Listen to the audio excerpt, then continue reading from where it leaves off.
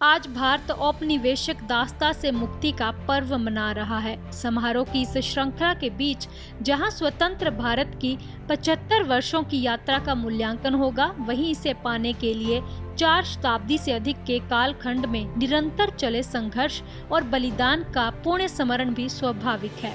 भारत में औपनिवेशिक दास्ता के विरुद्ध चला राष्ट्रीय आंदोलन स्वयं के भाव से प्रेरित था, जिसका प्रकटीकरण स्वधर्म, स्वराज और स्वदेशी की त्रयी के रूप में पूरे देश को मथ रहा था। संतों और मनीषियों के सानिध्य से आध्यात्मिक चेतना अंतर्धारा के रूप में आंदोलन में निरंतर प्रवाहित थी। युगों युगों से भारत की आत्मा में बसा स्वयं का भाव अपनी संपूर्ण शक्ति के साथ प्रकट हुआ और इन विदेशी शक्तियों को पग पग पर प्रतिरोध का सामना करना पड़ा। इन शक्तियों ने भारत की आर्थिक, सामाजिक, सांस्कृतिक और शैक्षिक व्यवस्था को तहस नहस किया, गांव स्वावलंबन को नष्ट कर डाला। विदेशी शक्तियों द्वारा यह सर्वकष आक्रमण था, जिसका सर्वोत्तमुख प्रतिकार भारत ने किया। यूरोपीय शक्तियों के विरुद्ध भारतीय प्रतिरोध विश्व इतिहास में अनूठा उदाहरण है। यह बहुमुखी प्रयास था, जिसमें एक और विदेशी आक्रमण का सशस्त्र प्रतिकार किया जा रहा था, तो दूसरी ओर समाज को शक्तिशाली बनाने के लिए इसमें आई विकृतियों को दूर कर सामाजिक पुनर्रचना का काम जारी था। देशी रियासतों के राजा जहां अंग्रेजों का अपनी शक्ति भर प्रतिकार कर रहे थे, वहीं अपने सहज सरल जीवन में अंग्रेजों के हस्तक्षेप और जीवन मूल्यों पर हमले के विरुद्ध स्थान स्थान पर जनजातीय समाज उठ खड़ा हुआ। अपने मूल्यों की रक्षा के लिए जाग उठे इन लोगों का अंग्रेजों ने क्रूरता पूर्वक नरसंहार किया, किंतु वे संघर्ष से पीछे नहीं हटे।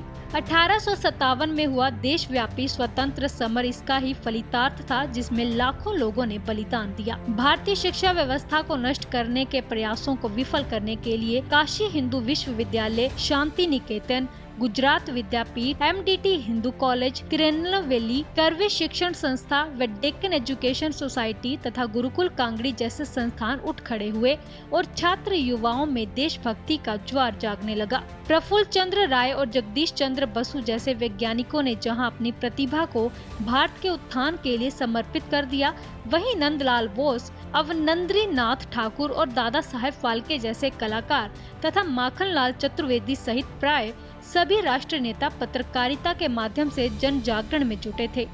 अपनी कलाओं के माध्यम से देश को जगा रहे थे।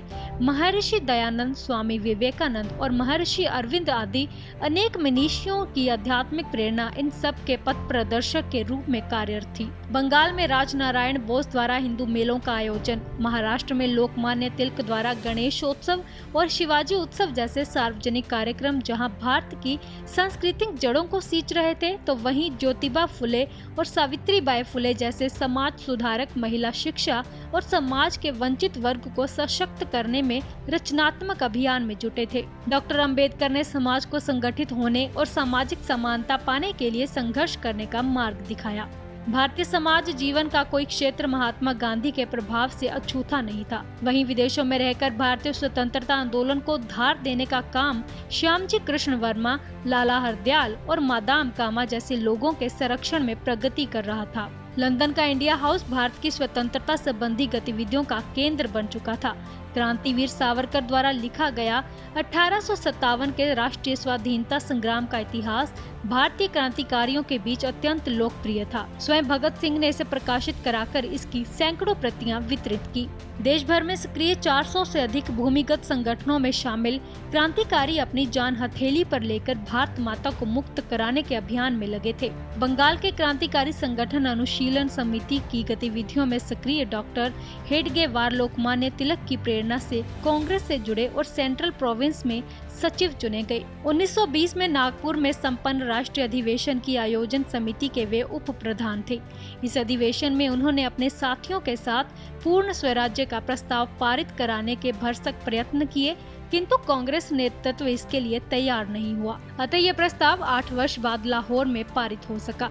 द्वितीय विश्व युद्ध के दौरान ही नेताजी सुभाष चंद्र बोस ने आजाद हिंद फौज का नेतृत्व संभाला। उनके नेतृत्व में न केवल स्वतंत्र भारत की प्रथम सरकार का गठन हुआ, अपितु आजाद हिंद फौज ने पूर्वोत्तर भारत के कुछ हिस्सों को स्वतंत्र कराने में सफलता भी प्राप्त की। लाल किले में आजाद हिंद फौज के अधिकारियों पर चले मुकदमे ने पूरे देश को रोष से भर दिया। इसके साथ ही नौसेना द्वारा ब्रिटिश अधिकारियों के विरुद्ध किए गए विद्रोह ने अंग्रेजों को भारत छोड़ने के लिए विवश कर दिया। स्वतंत्रता का सूर्य उगा, लेकिन विभाजन का ग्रहण उस पर लग चुका था। कठिन परिस्थिति में भी आगे बढ़ने का हौसला बना रहा।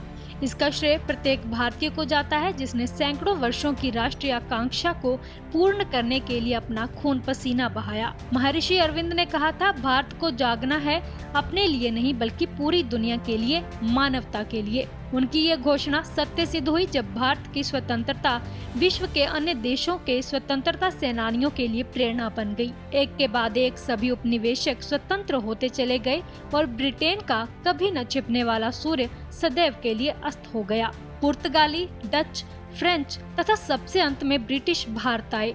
सभी ने व्यापार के साथ साथ भारतीय संस्कृति को नष्ट करने तथा मतांतरण करने के निरंतर प्रयास किए। औपनिवेशिकता के विरुद्ध प्रतिकार उसी दिन प्रारंभ हो गया था जिस दिन पहले यूरोपीय यात्री वास्को दा गामा ने वर्ष 1498 में भारत की भूमि पर पांव रखा। डचों के त्रावणकोर के महाराजा मार्तंड वर्मा के हाथों पराजित होकर भारत छोड़ना पड़ा। पुर्तगाली गोवा तक सिमट कर रह गए।